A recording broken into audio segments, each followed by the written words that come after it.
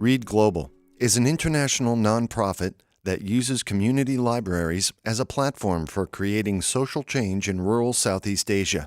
Wharton professor Michael Useem interviewed Tina Schaubeke, executive director of Read Global, which last month won the second annual Barry and Marie Lipman Family Prize, awarded to organizations creating positive social impact through leadership and innovation. So Tina, welcome to the Wharton School. Good to have you here. Thank you. You're Good to the be here. executive director of Read Global. You have operations through India, through Bhutan, through Nepal to bring the resources of reading and access to information to those who ordinarily would just never see it. Just describe in a couple words how you operate, what you do, how big an impact you have. Sure. So we actually work in 67 different villages right now. We started in Nepal about 21 years ago, and we use community libraries as a platform for creating social change in rural villages. So we partner with the village to bring education, enterprise, and community development to each community and then transform that community as a result. Oh, that's great. In terms of the distinctive edge that sets you apart from other initiatives in the social impact field like this, what makes you different?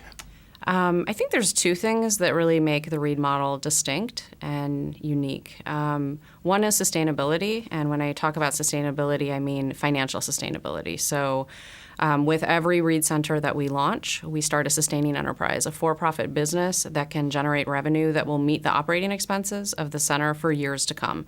So the community knows from the very beginning that they have a way to actually sustain this moving forward, and with that, they're very welcoming of the idea. And that leads to the second point, which is it's community initiated and community owned and managed. So the communities they involve from day one, they have to initiate the request. We don't go to communities and tell them, you need a Read Center. It's really them, they decide. And then they have to come up with a plan, a proposal, and they're involved every step of the way so that that sense of ownership and co-investment is there from day one, and it just grows and grows. And that's what really leads to the success of the model. Well, I see you ask communities to put up a little cash to go with all the above, and because you're in rural Nepal, for example, where there is almost no cash, it is very, very poor. It's one of the poorest countries in the world, of course. How do you draw villagers into putting up some of their very scarce cash into this kind of an initiative? Yeah, you might actually be surprised. You're right. It's one of the poorest countries in the world, but we've actually seen communities run their own fundraising campaigns because they want the center that much, where they will go door to door, and every single villager will actually contribute something, even if it's just a rupee or a handful of rice that can then be sold at market. And the beauty of that is that everyone then knows that the center belongs to everyone in the community. It doesn't belong to the wealthy people who helped fund it. It belongs to everyone.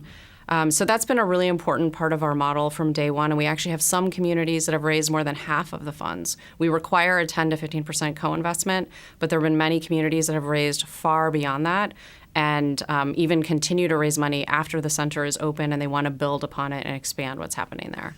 As you said, they come to you, which is then really a way to ask, how do they learn about you? How do you market? How do you become known to villagers such that they do want to step forward, call you in, put some money up to make it happen? Right. So in Nepal, we've been working for 21 years. So the Read brand there is very well known. Our libraries are all over the country, and so we get so many requests every year that we can't actually handle all of them. And, in a place where we've been working for that long, it's easier to have brand recognition. And a place like Bhutan and India, where we've been working less than 6 years in both countries, we do a lot of awareness building, so visiting with communities, educating them about the model, explaining what's required, and then really it's up to them, once they know, to make that request. But we have to do a bit of education. They're not just going to come to us asking for a Read Center unless they learn what it's involved and what it's going to take from them.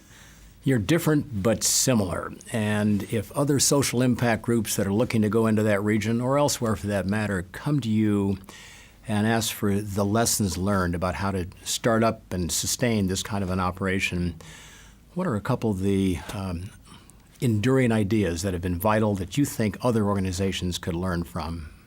I think it is. It's what we've talked about. It's community ownership, community engagement from the very beginning. Not telling communities what it is they need, but actually working with them to figure out what are the assets that already exist in the community and what are the most urgent needs that the community is facing, and how can a Read Center meet those needs. I think a lot of organizations have really great intentions and they have models that could be replicated, but if the community doesn't buy in from the very beginning, I think it's really difficult to achieve success. And so that's something that Read has done particularly well. We give the communities time to adjust to the idea. If they're not completely committed right away, we don't rush things. We wait until they are completely committed, because we know that without that sense of commitment, it's not going to succeed. And I think that becomes challenging, especially in this day and age when so many funding organizations, there's now a lot of focus on social impact. They want to see quick scale, quick results. And that's challenging, because if you want a community to take true ownership, you don't go in and get it done in 6 months. You really need to make sure you give the community time to understand, to all come together, to make sure there's no conflict around the idea. And that's something that the Read teams have really mastered. And I think there are probably other organizations that do something similar, but I think there are probably some that would have more success if they would do more of the mobilizing at the very beginning rather than after they've started a project. It's bottoms up, grassroots driven, customer centric. You've been at this yourself as executive director for 3 years now. The organization goes back more than 20 years. You're reaching some 2 million recipients now with your services. What's next? Thinking out a couple years, maybe even 5. How many people do you hope to reach? Do you look to go into other countries? Will your model change? We definitely want to go into new countries. So I'd say for the next year or two, we're really focusing on deepening our impact in the countries that we're currently operating in. We're looking to do a lot more with technology, so providing free internet access at the Read Centers, but also looking at ways that we can use mobile technologies to reach people where they are, because we work in so many rural villages where people farm. And so they need to spend most of their day farming. They may not be able to get to the Read Center, even if it's close by. So how do we get information to them on their mobile phones that's really, truly going to serve their most critical needs? Also looking at making sure that the countries that we're in now, Bhutan, India, and Nepal, that they can sustain their own operating budgets within the next few years, so that Read Global as an organization can really look at replicating the model around the world. That's great. Tina, you began as a commercial litigator, and for 3 years you've been at the top of this organization. A couple questions about you. In your visits to some of the operations or some of the settings, some of the resource centers, and let's make it remote parts of Nepal, what has been most striking or maybe even most surprising to you as you have gone into the villages, met some of the recipients, seen your operations in action? I think what's been life-changing and inspiring is how much communities can do for themselves. There's often a sense of people coming from the Western developed world that we have a lot of resources and we might have a lot of answers. I actually think that in rural villages, they have the answers.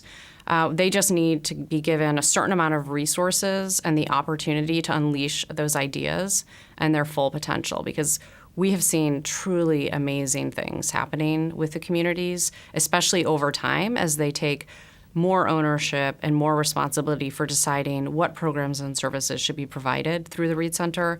So I think it's just that respect and understanding that most people have it in them to have a better future for themselves. They just need to get past the most basic needs.